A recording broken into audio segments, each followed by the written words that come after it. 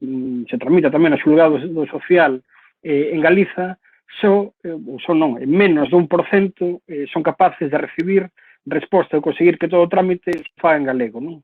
Isto a pesar de que existe unha Carta Europea das Linguas Regionais e Minorizadas que recoñece o que di que os procesos se deben realizar en galego a petición dunha das partes. Pois ben, pedindo, por menos no ámbito social, unha das partes, no 20% dos casos que se faga en galego, só se cumpre isto en menos do 1% dos casos.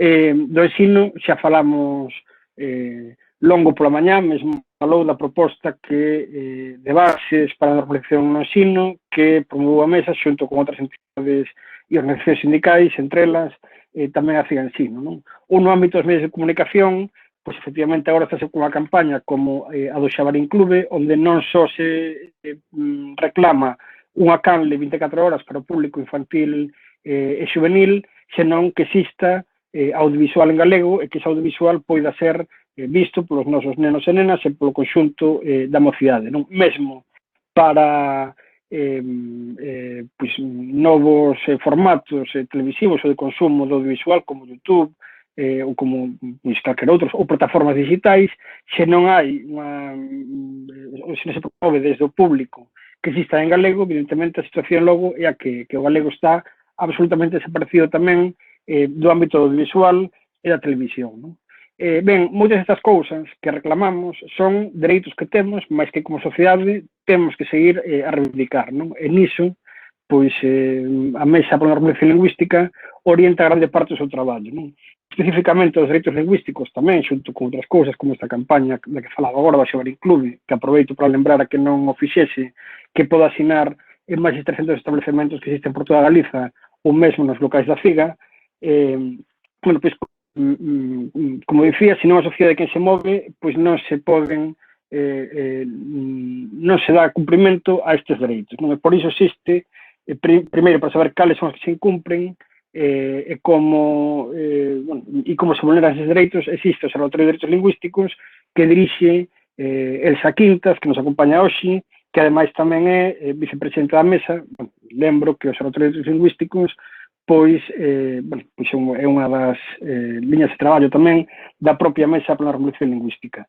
Elsa, ademais de abogada, que traballa moito en relación tamén aos dereitos lingüísticos, defendendo tamén algúns casos, pois foi a responsável, por exemplo, dos diferentes informes que realizou o Observatorio de Dereitos Lingüísticos e a propia Mesa pola Normalización Lingüística, que foron presentados o Consello de Europa e que foron fundamentais para conseguirmos tamén colectivamente, tamén grazas á presión social, os 3 informes negativos da avaliación do cumprimento desta Carta Europea das Linguas, precisamente tanto polo Estado español como pola Xunta de Galiza en relación ao galego, non? Ou do informe que foi presentado o relator especial das Nacións Unidas para os dereitos das minorías, a Fernán de Barens, que tamén deu como resultado un toque de atención grave ao propio Estado e a Xunta, non? Bueno, eles xa ten participado en diversos foros internacionais, representando a Mesa e o Observatorio, tamén tentando defender a lingua galega en todos os espazos onde foi posible, e hoxe vai nos falar deses dereitos que temos e de como podemos facer tanto para exercelos como para defendelos. E despois, que nos comente Elsa, abriremos un pequeno coloquio. Xa, sen máis, dolle a palabra a Elsa. Ben, boa tarde a todas e a todos. É para min un auténtico placer participar nestas segundas xornadas de normalización lingüística baixo o título Temos lingua, temos dereito. Non sei se está a ver o PowerPoint. Vamos a ver.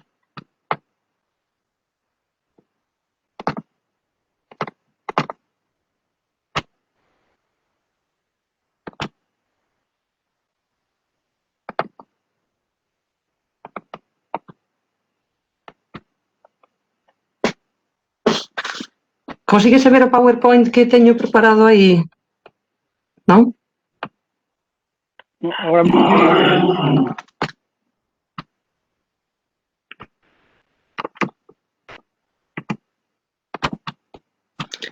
A ver.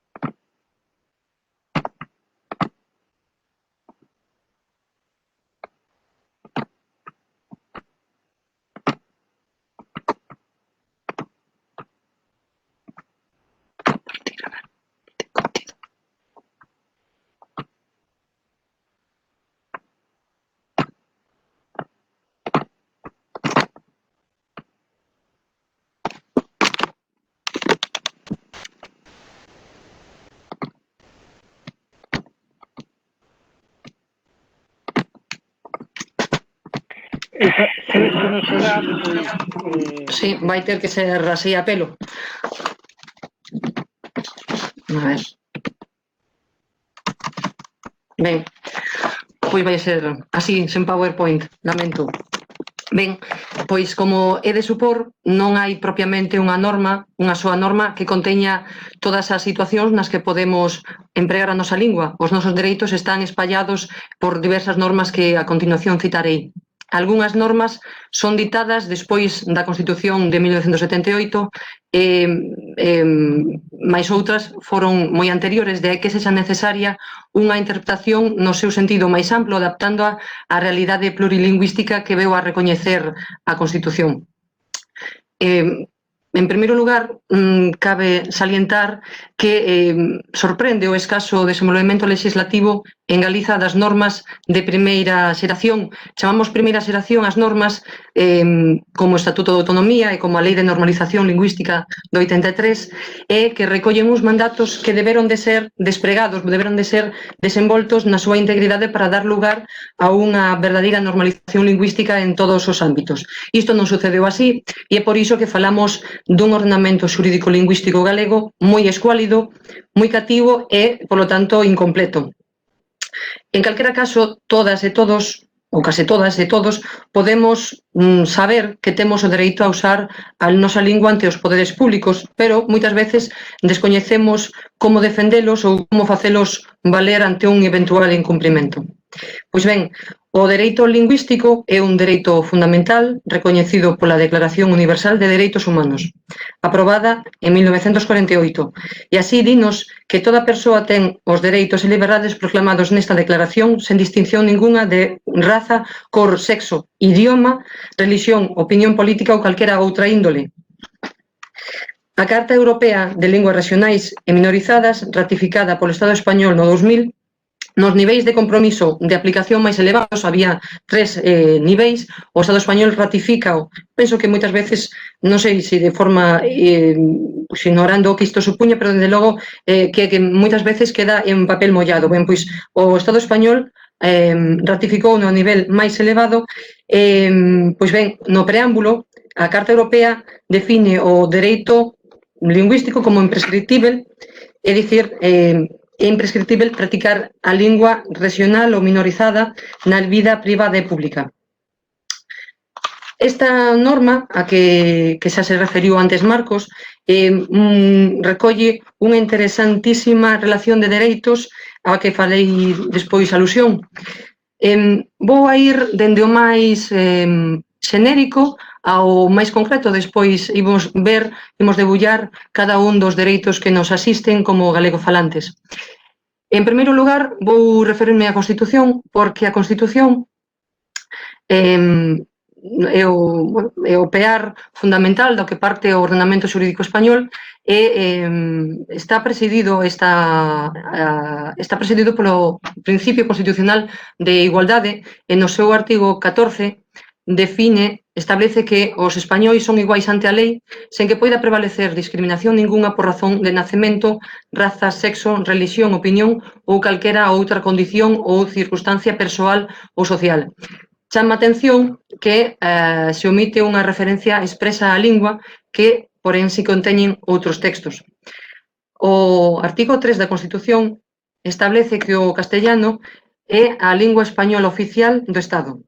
Todos os españois teñen o deber de coñecela e o dereito a usala. E, ademais, o apartado 2 di que as outras linguas españolas serán tamén oficiais nas respectivas comunidades autónomas de acordo cos seus estatutos. Nótese que a Constitución non define cales son as linguas oficiais, senón que será a comunidade autónoma quen defina cal é a súa lingua oficial e, ademais, cal será o grao de exixencia do seu coñecemento. Chegado a este punto, pois é necesario explicar que significa oficial, que alcance supón a oficialidade. Pois ben, a lingua que sexa oficial, que unha lingua sexa oficial significa que se recoñece como válida para as relacións tanto co poder público como nas relacións xurídico-privadas. Agora ben, a condición de oficialidade non garante por si soa a pervivencia dunha lingua, evidentemente, aínda que si ten efectos inmediatos para os poderes públicos, porque supón que teña plenitude, recoñecer a plenitude dos seus efectos. Hai que indicar que a oficialidade tampouco depende do número de falantes. E que significa lingua propia? Porque o Estatuto de Autonomía establece o galego como lingua propia. Dinos no artigo 5.1 que a lingua propia de Galiza é o galego. Os idiomas galego e castelán son oficiais en Galiza e todos teñen o dereito de os usar, de os coñecer e de os usar. Os poderes públicos de Galiza garantirán o uso normal e oficial dos dous idiomas e potenciarán o emprego do galego en todos os planos da vida pública, cultural e informativa e disporán os medios necesarios para facilitar o seu coñecemento. Ninguén poderá ser discriminado por causa da lingua. Ben, a categorización de propia dunha lingua singulariza unha sociedade como pobo e identifica fronte a outros, e converte esa lingua en merecedora dunha especial protección e promoción fronte ás outras linguas. Engade, polo tanto, un valor de preferencia ou prevalencia e obriga a administración a optar por ela de forma principal. Temos, pois, que o galego, xunto co castellano, é oficial en Galiza, se ben recoñece o galego como lingua propia, fronte ao castelán, que non o é.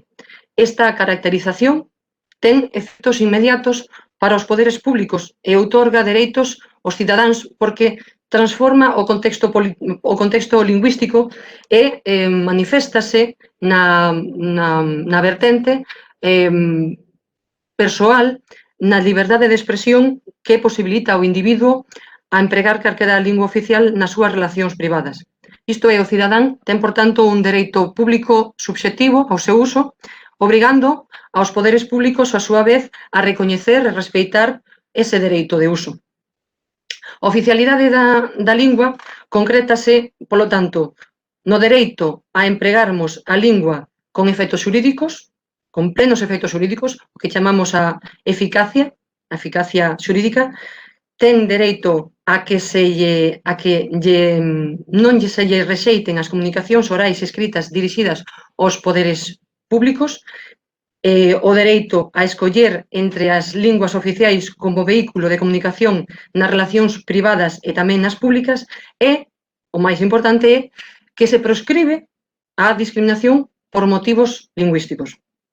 Estas accións que, en principio, poden verse nada máis que teñen unha dimensión formal ou pasiva, de tolerar, de permitir, de consentir, de permitir que nos acheguemos a unha xanela da administración e falemos. Ora ben, a oficialidade tamén debe ir máis alá, debe recoñecer, debe obrigar aos poderes públicos a adoptar unhas medidas e unha actitude activa para que ese dereito de escolla lingüística, sexa efectiva, se poida materializar, porque senón chegaremos a unha xanela de administración, teremos o dereito de falar galego, pero non teremos o dereito de recibir a contestación ben escrita, ben oral, en galego. Por lo tanto, os poderes públicos van ter que concretar as actuacións nas que se deben producir eses dereitos dos cidadáns, implicando deberes por parte dos poderes públicos para garantir ese dereito recoñecido inicialmente dende o punto de vista formal ou pasivo. Isto tradúcese no dereito do cidadán a ser atendido na lingua da súa escolla, por suposto, e isto é un obstáculo que moitas veces nos poñen de manifesto na liña do galego. É unha queixa constante a de un administrado, un cidadán que acude á administración e non recibe a atención en galego. Por lo tanto, entendemos que esa é o primeiro atranco que a administración ha de remover. E ha de remover porque lle obriga, ademais, a Constitución española. Hai un recoñecemento material que implica garantir a liberdade de escolla e remover os obstáculos que atrancan a súa plenitude e efectividade. E aquí fago alusión ao artigo 9.2 da Constitución española, un artigo sumamente interesante porque nos remite a un mandato que é o de facer efectivos os principios de liberdade e de igualdade dos individuos, pero tamén dos grupos. Isto vai a ser algo moi interesante no que a nós nos importa na defensa da lingua galega como colectivo, como grupo, como colectivo con identidade. A proclamación do Estado Social, como dicía, remite a un mandato, o de facer efectivos os principios de liberdade e de igualdade dos individuos e dos grupos, o que exixe no tocante ás linguas unha intervención activa e positiva por parte dos poderes públicos cara á protección das linguas e garantista dos dereitos dos seus falantes. Limitarse simplemente enunciar a diversidade lingüística como fai o artigo 3.3 da Constitución, de que, sí, a liberdade lingüística é un patrimonio cultural, ficaría en papel mollado se a continuación non se poñen os medios para dignificar o uso da lingua e garantir a supervivencia.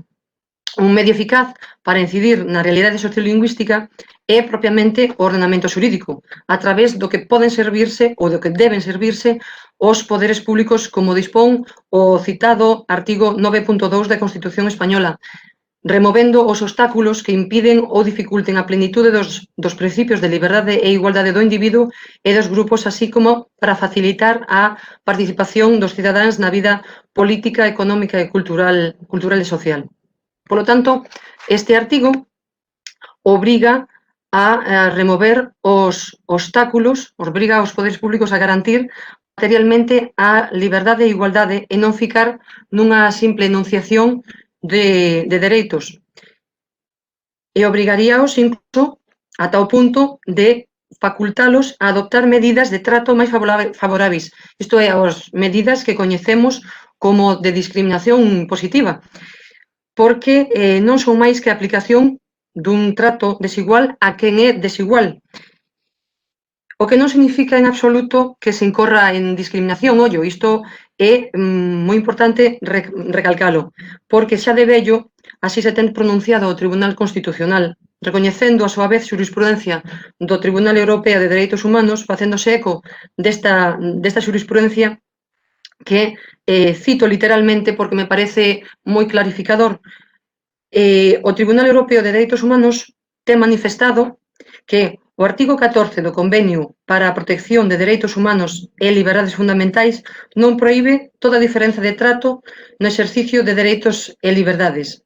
A igualdade só é violada se a desigualdade está desprovista dunha xustificación obxectiva e razoável. E a existencia de dita xustificación debe aprezarse en relación coa finalidade e efectos da medida considerada, debendo darse unha relación razonável de proporcionalidade entre os medios empregados e a finalidade perseguida. Isto conduce sen ningún tipo de ambigüidades que sería constitucional adoptar medidas de discriminación positiva en favor da lingua galega porque se atopa nunha situación de inferioridade. Do artigo 9.2 da Constitución despréndense, polo tanto, dúas dimensións. Por unha parte, a individual, co recoñecemento dos dereitos que asisten ao cidadán, pero tamén, como dicía antes, unha vertente que pode afectar a unha colectividade ou un grupo e que pode precisamente estar definido pola súa pertenza, estar identificado en función precisamente da lingua. o que sería determinante da súa identidade. Consecuentemente, a asunción da dimensión colectiva dos dereitos obrigaría aos poderes públicos a implantar políticas dirixidas á capacitación e normalización da lingua, con actuacións que incluso poden limitar proporcionada e razonadamente os dereitos individuais sen incorrer por isto nin en discriminacións nin en situacións de imposición porque merecen a maior protección outros bens xurídicos ou outros valores que se consideran superiores a protexer. Gustaríame agora explicar que non existe propiamente o dereito absoluto de coñecer o castellano e confrontalo ao deber de coñecer o dereito de coñecer tanto o galego como o castellano. Pártese do principio de territorialidade incompleto para a oficialidade das linguas distintas do español, do castellano, dado que se limitan os seus efectos ao territorio autonómico e non son inherentes ás persoas cando estas abandonan ese territorio. A oficialidade, polo tanto, só xera deberes xurídicos públicos, pero non deberes privados para os cidadáns. E así que ninguén estaría obrigado a coñecer unha lingua, senón que se lle presupón o seu coñecemento. Porén, o seu descoñecemento nunca podería ser alegado válidamente no ámbito xurídico público, na relación cos dereitos públicos, aínda que cabe a excepción para aqueles casos, como veremos despois, cando se invoque a indefensión. De invocarse a indefensión, activaríanse mecanismos para suplir, de invocarse o seu descoñecemento para evitar a indefensión, activaríanse mecanismos para suplir este descoñecemento. De aí que, polo tanto, cabe afirmar que non existe un deber absoluto de coñecer o castellano. A Constitución española, ademais, non proíbe expresamente que haxa un deber de coñecer outras linguas oficiais en paralelo ao deber de coñecer o castellano. E, polo tanto, esa omisión nunca pode interpretarse como que non poida establecerse o devandito deber de coñecer outras linguas, ni sequera determina a Constitución cales serán as linguas oficiais, como xa dixen antes, pois existe unha remisión aos estatutos de autonomía e, polo tanto, é unha competencia única e exclusivamente autonómica, tanto o de fixar a oficialidade da súa lingua como o grao de coñecemento que dela se deba exixir. Xa entrando no ordenamento xurídico galego, a Lei de Normalización Lingüística é froito dun contexto histórico-político que se prolonga até hoxe, ata os nosos días, e que impediu, por unha parte, que se concretasen os compromisos, como dicía antes, e unha norma de primeira xeración que non foi desplegada con posterioridade e, polo tanto, moitas veces acudimos a ela para invocar dereitos xenéricos enunciados, pero que non foron desenvoltos en regulamentos posteriores, en leis posteriores. E, polo tanto, iso tamén impediu que se enunciasen os deberes correlativos aos dereitos que si constan, nin tampouco se definiron medidas en caso de incumprimento dos dereitos que recolle. Isto comparado con situacións como as de Euskadi e Cataluña, que si desenvolveron e fixeron evolucionar o seu ordenamento xurídico no relativo á lingua, fai que Galiza ficase estancada ao non existiren normas de segunda xeración que ampliasen incluso os dereitos, os suxeitos obrigados a garantir os dereitos lingüísticos, máis alá do xa recoñecido no dereito público. En todo caso, é responsabilidade dos poderes públicos a adopción de medidas para garantir os dereitos lingüísticos dos cidadáns e, concretamente, o dereito ao uso da lingua, a garantía de non discriminación, promoción e protección da lingua a través da implantación de políticas lingüísticas activas, a fiscalización do efectivo cumprimento das normas, a aprobación de regulamentos que desenvolvan as leis e a capacitación do funcionariado ao servizo da administración. Por lo tanto, chega ao punto de que nos preguntemos como administrados, como cidadáns, que dereitos temos, que dereitos nos asisten.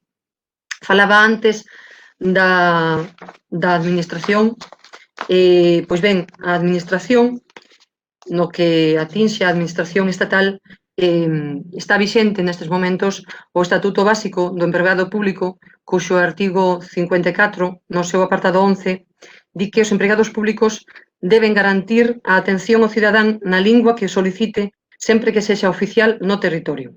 E, ademais, o artigo 56, dentro dos requisitos xerais para o acceso á función pública e adquisición da relación do servizo, dinos que as administracións públicas no ámbito das súas competencias deberán establecer a selección de empregados públicos debidamente capacitados para cubrir os postos de traballo nas comunidades autónomas que gocen de dúas linguas oficiais.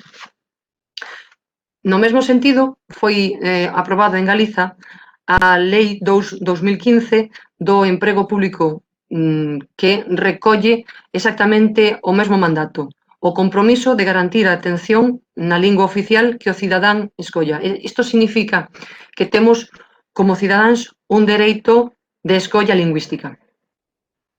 Somos nós os que podemos definir en que lingua nos vamos a dirixir ao funcionario e en que lingua queremos que se tramite o procedemento.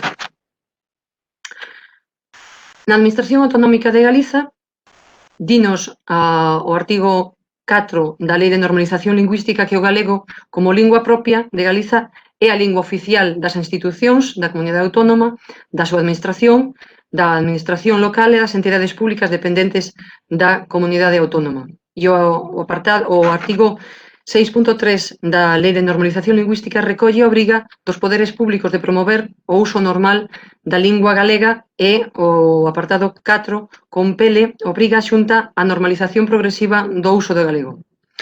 O artigo 6.2 mantén que as actuacións administrativas en Galiza serán válidas e producirán os seus efectos calquera que sexa a lingua oficial empregada. E relacionado con isto, o artigo 11 dispón que, coa fin de facer efectivos os dereitos recoñecidos anteriormente, os poderes autonómicos deberán promover a progresiva capacitación do uso do galego do persoal afecto á administración pública e as empresas de carácter público.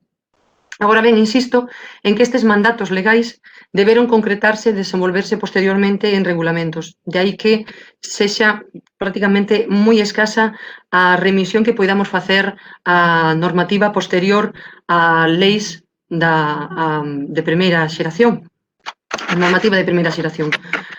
No que atinxe a administración estatal, en Galiza, temos que diferenciar entre órganos centrais, o goberno, os ministerios, as secretarías de Estado, etc., ante as cales non hai máis lingua con plenos efectos que o castellano. Porén, os órganos periféricos ou territoriais, como as delegacións ou as delegacións do goberno, si recoñecen a lingua galega como válida. Ante a Administración Central con delegacións ou sede en Galiza é plenamente válida a lingua galega, podendo o interesado escoller a lingua na que se tramitará o procedemento. En canto á documentación impresa, prevese que debe estar a disposición dos cidadáns nas dependencias situadas no ámbito territorial dunha comunidade autónoma con lingua cooficial, dinos que os formularios deberán estar a disposición en contido bilingüe, así como a sinaléctica e os cartaces de contido máis relevante. En canto á administración local, a Lei de Administración Local de Galiza recoñece o dereito dos cidadáns a empregaren o idioma galego nas súas relacións coas corporacións locais da comunidade autónoma. E, ademais, de salientar que nestes momentos están as entidades locais a aprobar ordenanzas que regulan o uso do galego. Son as ordenanzas de normalización lingüística, que aí prevén xa máis polo miúdo cales son os dereitos que asisten aos administrados e cales son as situacións nas que necesariamente deben darse en galego.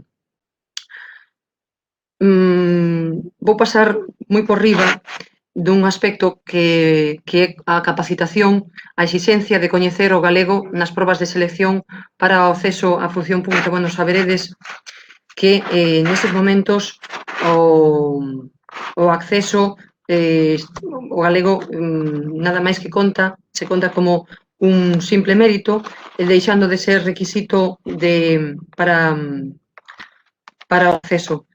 Nos criticamos a carencia de perfil lingüístico dos postos de traballo da Administración Autonómica, así como os poderes públicos que se evaden do control sobre a formación lingüística que cada posto exixe. Ademais, a Administración Estatal nada máis que exixe o coñecemento do galego como mérito específico e singularizado só nos postos de traballo de atención ao público. E, polo tanto, podemos concluir que nos atopamos a miúdo con un funcionariado que non emprega o galego na súa actividade de atención ao público, ben porque non sabe, porque non está capacitado, ben porque, bueno, ignora de forma laxa os dereitos do público ao que serve. Na extensión, non é máis que unha demostración da secundarización e relevancia que os poderes públicos lle conceden en realidade ao dereito do administrado á escolla lingüística. E chegamos xa á Administración de Xustiza. A que dereitos nos asisten, que dereitos temos? Ben, o artigo 231 da Lei Orgánica do Poder Xudicial define que na Administración de Xustiza, os axentes da Administración de Xustiza, e refírome con axentes aos xuíces, a magistrados, a fiscais, a secretarios e demais funcionariado dos xulgados e dos tribunais que teñen a liberdade para empregar o galego. Isto é, teñen a potestade, poden escoller a lingua, condicionada nada máis que porque algunha das partes se opoña. Isto ven a colisionar co que dispón a Carta Europea, posto que no artigo 9 da Carta Europea nos di, tanto no que atinxe ao proceso penal como ao proceso civil, despois entrarei máis polo miúdo, pois ben, a Carta Europea, porén, dinos que serán as partes as que poidan escoller, as que poidan definir a lingua na que se tramitará o procedemento.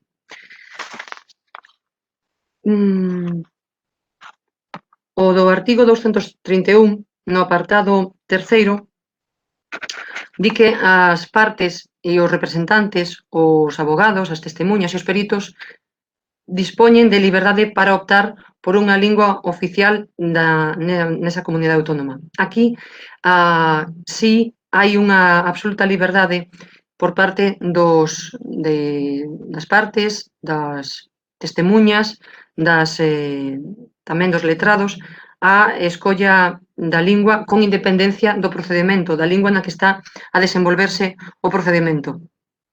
Desalegar descoñecemento do galego, cabe a tradución, en principio, do galego ao castelán, pero tamén a inversa ao amparo dunha mellor comprensión e a fin de evitar a indefensión. Recoñécese plena validez e eficacia dos documentos presentados en galego sen necesidade de traducir ao español e o apartado 5º do artigo 231 fálanos da habilitación de intérprete para actuacións orais. Quero chamar a atención sobre a importancia do artigo 7.2 da Lei de Normalización Lingüística porque nos fai alusión ao dereito que temos para sermos notificados na lingua oficial que escollamos. Este artigo di: as actuacións judiciais en Galiza serán válidas e producirán os seus efectos calquera que sexa a lingua oficial empregada. En todo caso, a parte ou interesado terá dereito a que se lle entere ou notifique na lingua oficial que elixa. Ollo aquí porque en caso de sermos interesados nun procedemento, deberemos comunicarlo previamente ao xulgado para que nos notifiquen, que se queremos ser notificados en galego, tenemos que notificarlo xa ao inicio en canto poidamos intervir, porque, porén, de térnolo xa notificado de forma previa en castellano, a traducción non será motivo para impedir a validez desta notificación, é dicir, a solicitude dunha traducción non vai a interrompir o transcurso do prazo en caso de ser necesaria unha traducción, un recurso, perdón. Dicía antes, facía alusión á Carta Europea das Linguas Regionais ou Minorizadas. O apartado 9.1 fai alusión ao proceso penal. Dinos que nos procedementos penais se asegurará que os órganos jurisdiccionais ante a solicitude dunha das partes leven o procedemento en galego e mesmo se redacte previa solicitude os documentos atinentes ao procedemento xudicial recorrendo, se fose necesario, a intérpretes e a traducións sen gastos adicionais para os interesados. O artigo 520 da Lei de Axuizamento Criminal dinos que toda persoa detida ou presa será informada de xeito que se lle sexa comprensível de forma inmediata dos feitos que se lle imputan e as razóns motivadoras da súa privación de liberdade. Isto é así ata o punto de que o Tribunal Constitucional teñe recoñecido o dereito a un cidadán do Estado español a acollerse ao dereito a ser asistido por un intérprete cando descoñeza o castellano. É esta unha das excepcións ás que aludía antes, pois prevalece o dereito fundamental á defensa. En caso de que se alegue indefensión, un tribunal nunca permitirá que, por descoñecemento do castellano dun cidadán do Estado español, no expresado descoñecemento do castellano, non sempre permitirá acceder, poderáselle ser asistido por un intérprete. No proceso civil temos o apartado B, que nos asegurará que nos procedementos civis nos permite que os órganos jurisdiccionais ante unha solicitude dunha das partes leven o procedemento en galego.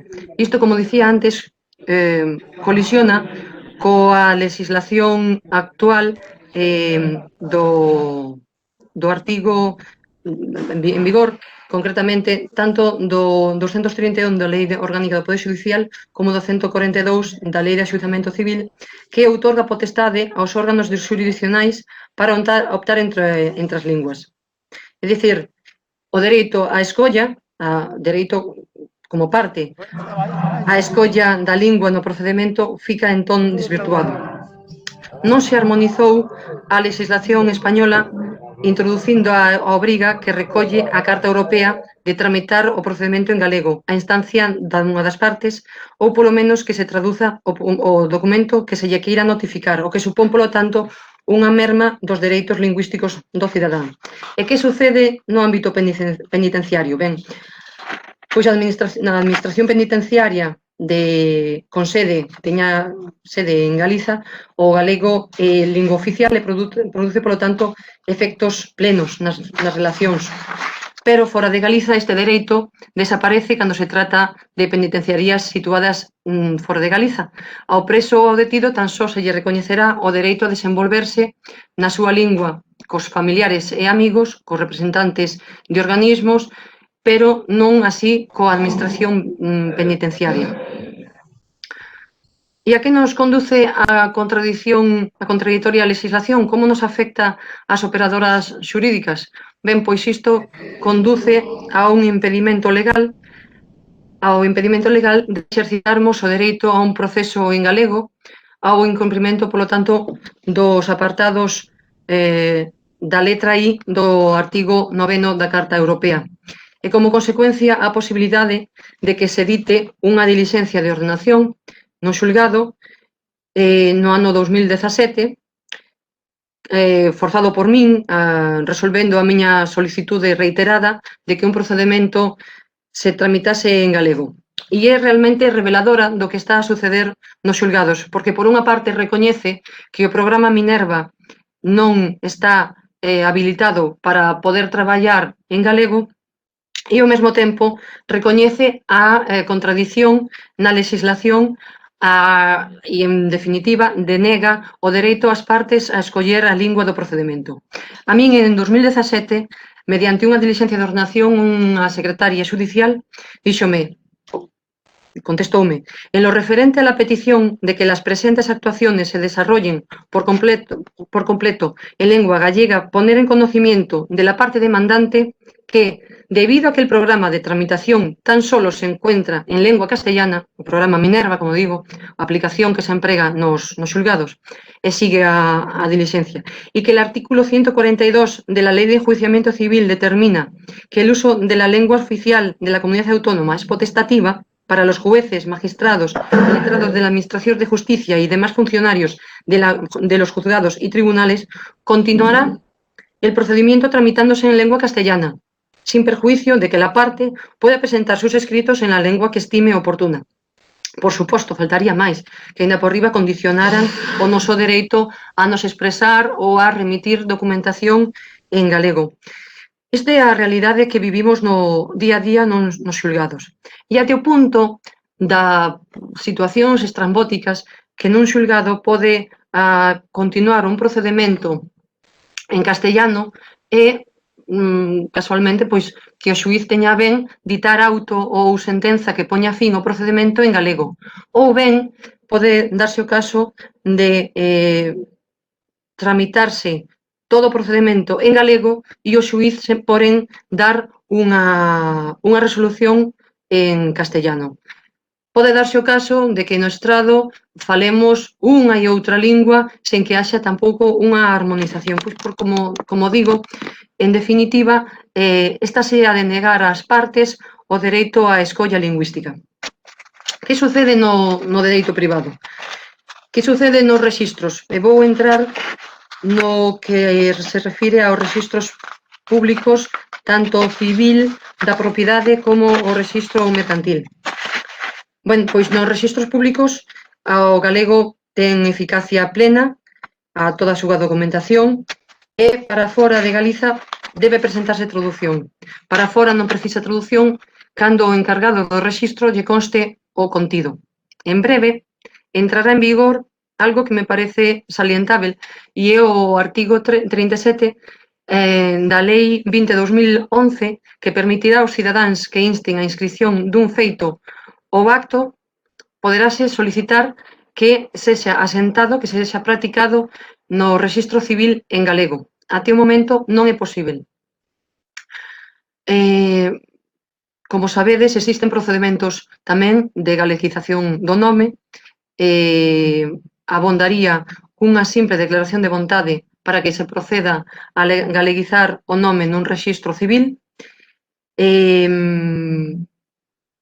Existe tamén o procedimento de restitución dos apelidos e vou simplificalo, é certo que hai 3 procedimentos previstos, pero o máis sinxelo, o máis simple é aquel que permite a restitución do apelido coa simple declaración de vontade do interesado, cando se trate da regularización ortográfica dos apelidos, coñecido tamén como a galeguización.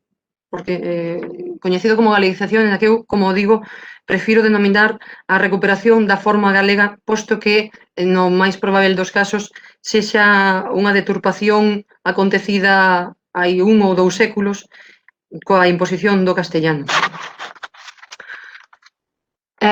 Salientar tamén que, tras a modificación do nome ou do apelido, contémplase a exención da taxa de nova expedición do carné de identidade, algo interesante, dado que isto fai que sexa gratuita a expedición dun novo documento tras a galeguización do nome ou ben a restitución do apelido.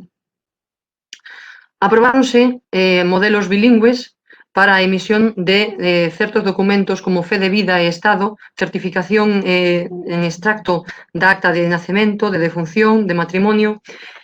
E temos tamén no rexistro civil están a expedirse nestes momentos os libros de familia en bilingüe. En canto aos modelos que deben estar a disposición dos interesados nos rexistros civís, pois ben, os rexistros civís nestes momentos non están a garantir o dereito a usar a lingua galega. A miúdo non se atopa nos rexistros civís o formulario, por exemplo, para contraer matrimonio en galego. Tense dado casos nos que nos chegan a liña do galego pois a queixas ao respecto. E chegamos a cerimonia civil, ao momento de contraer matrimonio. Podemos contraer matrimonio en galego? Podemos. E de feito, o regulamento do Rexistro Civil contempla nada máis que unha disposición a respecto de lingua e matrimonio. E é que para evitar o vicio na prestación do consentimento faculta a casar a través de intérprete. É farragoso, sí. Tense dado caso? Podevos asegurar de que sí. Teñen casado, teñen contraído matrimonio persoas a través de intérprete cando o encargado do Rexistro Civil se nega a oficiar en galego. O rexistro da propiedade. Pois por interpretación da norma enténdese que teñen plena validez os documentos redactados en galego, sen necesidade de traducilos para o caso de rexistros radicados en Galiza. Nada impide ao rexistrador empregar o galego na súa actividade de asentar a inscrición ou mesmo cabe a solicitude por parte do interesado fronte ao encargado para que se practique a inscrición dun asento na nosa lingua.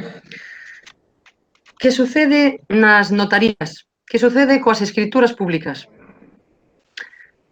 Ben, o artigo 25 da Lei do Notariado faculta a redactar en galego calquera instrumento público. E para o acto personalísimo de outorgar testamento, o artigo 684 do Código Civil non require intérprete se o notario entende o testador.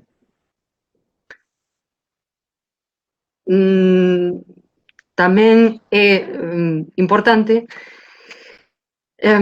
dicir que no caso de que acudamos á notaría varias persoas e non nos poñamos de acordo en que lingua se debe de outorgar un documento, a escritura pública, pois ben, en caso de discrepancia a respecto da utilización dunha lingua oficial, óptase pola salomónica solución de que o instrumento público deba redactarse nas linguas oficiais existentes. E así, todo o mundo contento.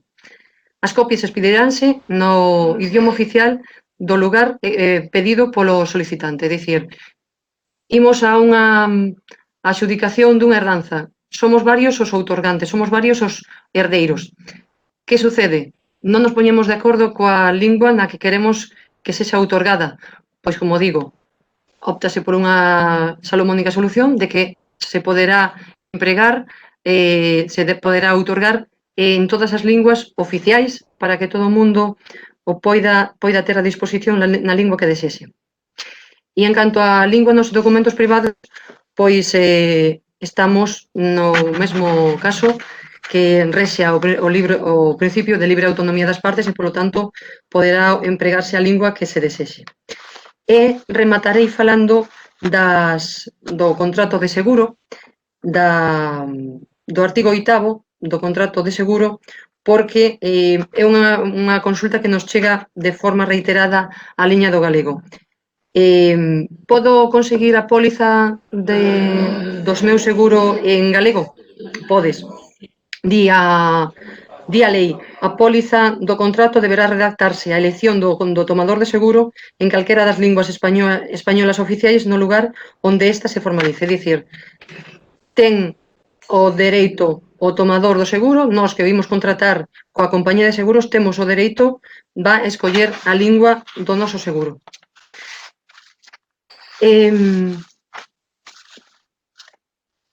Tan só rematar dicindo... Queda 5 minutos. Quero rematar facendo un chamamento á defensa dos nosos dereitos, que, como vedes, son amplos, pero aínda queda moito por avanzar na normalización lingüística en todos os sectores. Ora ben, os dereitos están para ser exercidos. E nós, dende a mesa, requirimos que a normativa vixente non só se cumpra, sino que tamén se agrande, se ensanche, que se desenvolva a legislación de primeira xeración que non chegou a despregarse, que fai que o ordenamento xurídico lingüístico galego sexa, hoxendía, así é todo moi cativo. Temos, ademais, que facer entender que a pluralidade lingüística do Estado español é unha realidade social e que os falantes de todas as linguas oficiais merecemos o mesmo respeito en pé de igualdade que os que falan español, porque garantir o dereito a falarmos en galego é competencia das autoridades públicas en base aos principios de igualdade, de liberdade e de democracia. Fagámonos, entón, respeitar e exerzamos os nosos dereitos que nos asisten como galegofalantes, porque sempre existe un risco de perda dos dereitos que non son exercidos. E con isto, pois, nada máis, podemos entón abrir unha quenda, penso que moi breve de debate, se tedes algunha pregunta. Si, se alguén quer comentar algo, ten que facelo, bueno, polo chat, xa sabedes. Agora mesmo non vexo ningunha cuestión, agora mesmo hai aquí varias. Un segundo. Bueno, Xosé Manuel Latáns pregunta, bueno, fala da disposición adicional 38ª da LONLOE, que pon textualmente no punto 3 que as administracións impulsarán a adopción por parte dos centros as medidas necesarias para compensar as carencias que puderan existir en calquera das linguas. Pregunta se poden os centros saltar o decreto de plurilingüismo de Feixóo e ofertar máis materias en galego. Como segunda cuestión, pregunta, di que sempre hai pegas cando solicitas escritos ou atención en galego, e se non debería ser ao revés, que, xa dicir, que tanta documentación con atención sexa en galego e que fose en castellano a petición de parte. Perdón, a segunda parte non entendín ben. Di que sempre hai pegas cando solicitas escritos ou atención en galego e se non debería ser ao revés, que tanto documentación como atención sexa en galego e que fose en castellano a petición de parte, non? Que estea por defecto en galego e que só sexa en castellano cando se solicite expresamente. A ver, eu fago unha interpretación extensiva do que gozamos nestes momentos, que é que temos unha lingua propia. Polo tanto, como falaba ao principio, ten que dárselle preferencia e prevalencia á lingua galega e, polo tanto, comparto que sexan outros os que soliciten a traducción que parta a documentación en galego e que sexa traducida ao castellano para aquel que o requira. E en canto á primeira parte, sí, eu tamén entendo que a interpretación LOMLOE decreto do plurilingüismo debemos facer unha interpretación conforme a lingua galega, na defensa da lingua galega. Por lo tanto, que se impartan máis materias en lingua galega. Hai unha cuestión máis. Elsa, había un vídeo que creo que querías por bueno, os problemas técnicos que temos, non sei se queres que se poña aí na organización teñen. Dispoñen. Se podemos velo, entón, sería ótimo. Sería ótimo. Pues, se cadra para pechar. Ahora pregunta Manuel García Turnes se pode obrigar ao seguro que escriba A Coruña e non La Coruña. E se pode exixir a Policía Nacional que non se traduzan as túas palabras nunha denuncia. Ambas contestacións son sí. É dicir, a forma de como podemos obrigar a parte a forma do topónimo, nada máis que válido propio en virtude do artigo 10 a forma galega e, polo tanto, non cabe máis que acatar a norma. Perdón, a outra era se a policía, se pode exigir a Policía Nacional que non traduzan as túas palabras nunha denuncia. Nunha denuncia, sí.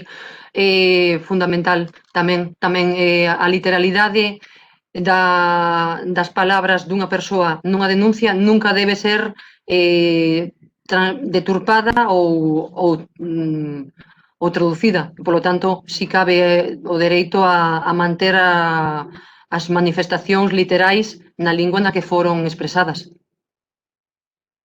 E máis, ten dereito a que a denuncia sexa en lingua galega.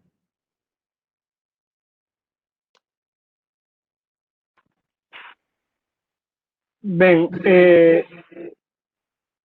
non hai agora mesmo ninguna cuestión, bueno, xa para ir acabando, en todo caso, só lembrar que tamén despois haberá unha presentación do que é a liña do galego e das diferentes formas que temos tamén para queixarnos de cuestións como estas, tanto seguro como cuestións que estaba comentando Elsa, non? De como tramitamos e como tentamos facer seguimento e que as queixas teñan utilidade, que servan para modificar a situación a través do servizo a liña do galego. En todo caso, penso que non temos tempo para máis nada, así que agradecer a Elsa Quintas a súa participación hoxe aquí,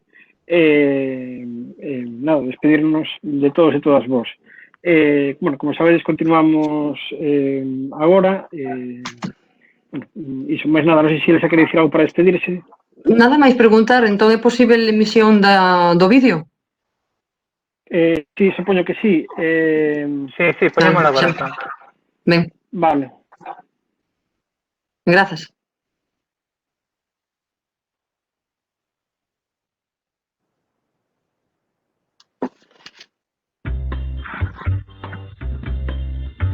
O dereito dos povos e das persoas a empregaren a súa lingua é un dereito humano. As linguas son mostra de diversidade. Non hai linguas superiores a outras. O Estado español é un Estado plurilingüe. O 45% da poboación vive en territorios con lingua propia diferente ao castelán.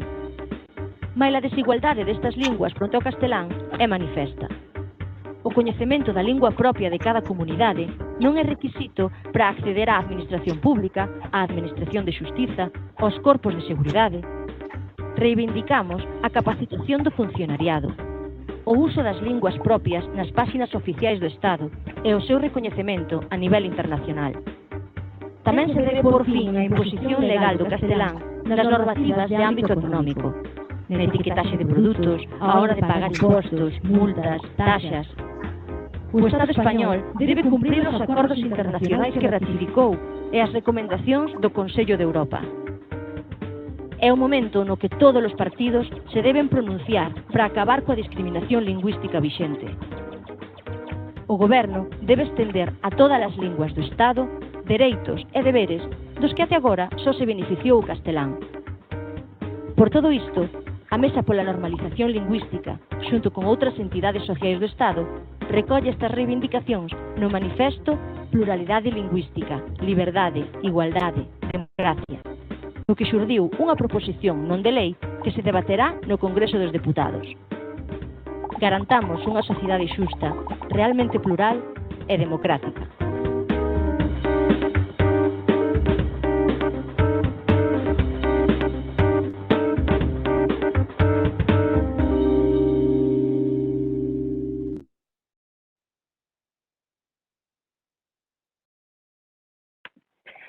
Ben, pois iso, moitas grazas por asistir e moitas grazas a Elsa tamén polo seu tempo.